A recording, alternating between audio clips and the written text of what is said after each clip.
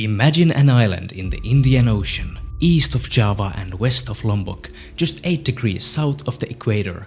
This island is a part of Indonesia, which is the most volcanically active and the 4th most populous country in the world. Compared to other islands in the Indonesian archipelago, it is the only island where Hinduism, particularly Balinese Hinduism, is the religion of the majority. Having a history of colonial enterprises from Europe, mainly from Portugal and the Netherlands, the island caught on as a tourist destination in the early 20th century when a movie called Virgins of Bali, following young local women, aired in the USA. During World War II, Japan occupied it for strategic reasons, and in 1945 it was liberated by the British infantry and handed over to the Dutch again. Finally, its independence was recognized in 1949 and the island was a paradise once again.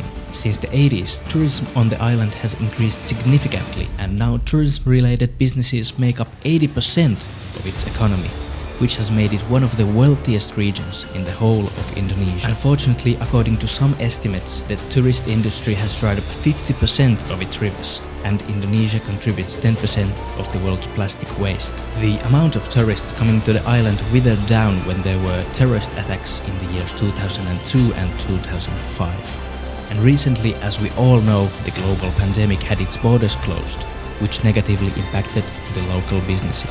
During this trip, I quickly came to the conclusion that it is not this pristine island anymore, as it is often portrayed. Beaches are becoming filled with trash, the unique natural wonders have been commercialized, and locals work long days to make ends meet. But if you dive deeper, there is beauty in its culture, its landscapes, and its people. No wonder the locals call it Pulau Dewata, the island of gods.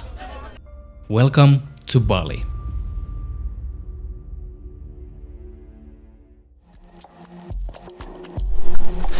So the time is currently 4 in the morning and we are hiking up Mount Batur to see the sunrise. And there are a lot of other people here also.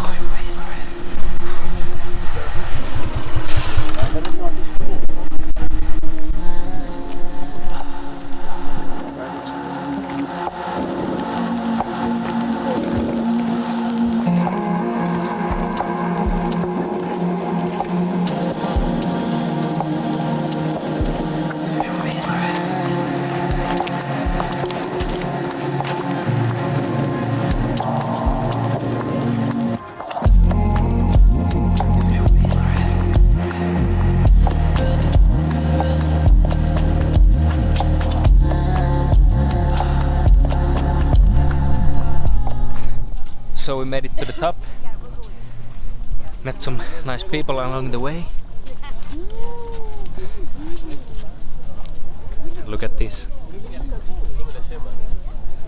I found 2 monkeys.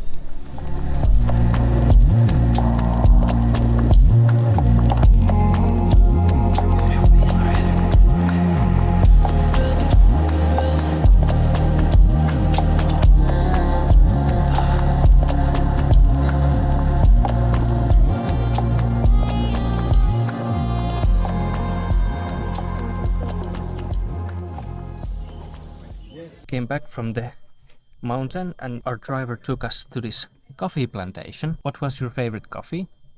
I think it was coconut or avocado. It's hard to choose one. I like avocado also. It had this fresh taste. We have to ask the staff how it's made because I don't know if it's the seed or is it mixed with coffee or... But now, for the good part, we are actually tasting this poop coffee. You may have heard of it. These civet cats eat the beans and then they poop them out and then they are made into coffee. That's a whole story. And there are actually 2 kinds of beans. There are female and male versions. First without sugar.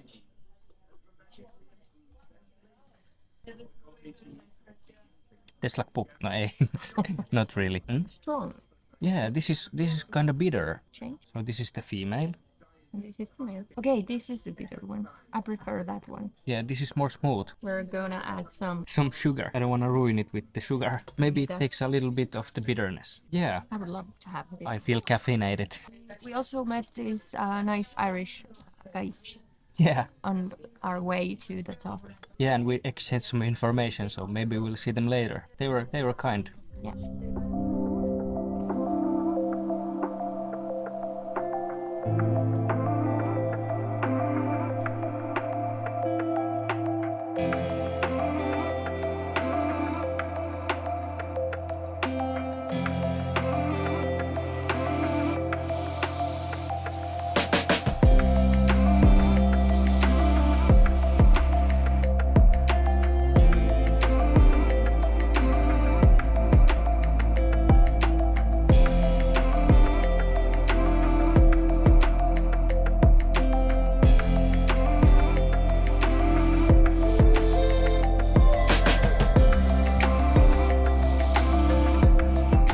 So today is Nyöpi, or a day of silence, which is a Balinese Hinduist New Year, where the whole island shuts down from 6 a.m. to 6 a.m. the next day. And this day is meant for self-reflection, fasting, meditation, and everything that interferes with that is strictly restricted. So that means everyone stays at home, off the streets, all the businesses are closed, no planes leave or arrive at the airports. Lights must be kept low, there is no working, no entertainment, no pleasure. This means that Bali's streets are completely empty. And as a part of the celebrations yesterday, in busy intersections there were these Ogo Ogo monsters paraded to keep away bad spirits. Truth be told, we didn't know when we arrived here, our driver just told us that there would be this silent day, so we were both excited to see what's the fuss all about. Many of the locals have said that stars will be amazing today because there will be no lights on the whole island.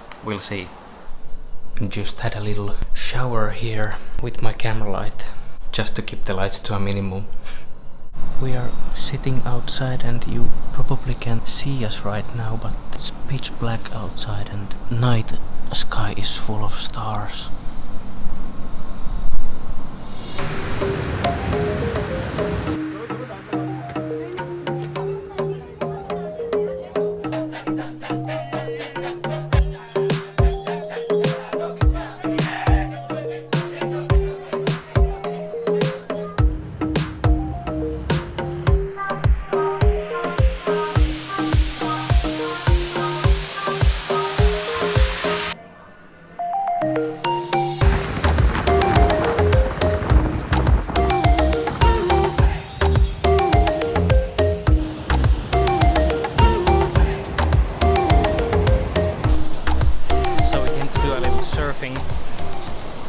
And I'm taking a little time out because I have this little injury here, my shoulder, and it's flaring up. We're at the Kuta beach and the amount of trash is really surprising for me. I guess that's what happens when you have so much tourists coming onto your island. But you know, people should know better. People should respect nature. You gotta do what you gotta do. Just try to be the example, you know, and do your own part. There she is.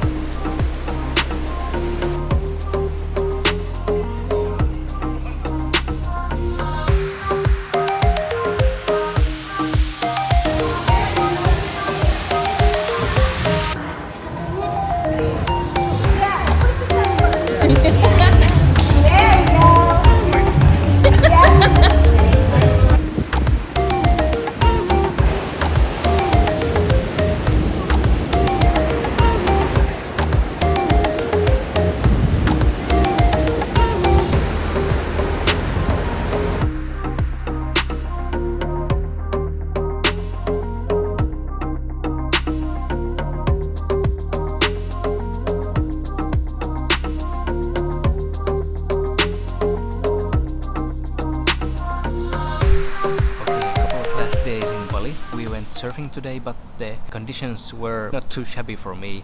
I mean, there was a lot of whitewash, a long strip of whitewash, which I guess it's nice for practicing, but we wanted to get the try practicing the green waves, and for that the conditions were pretty harsh. at least for me, because the waves just crashed on top of you.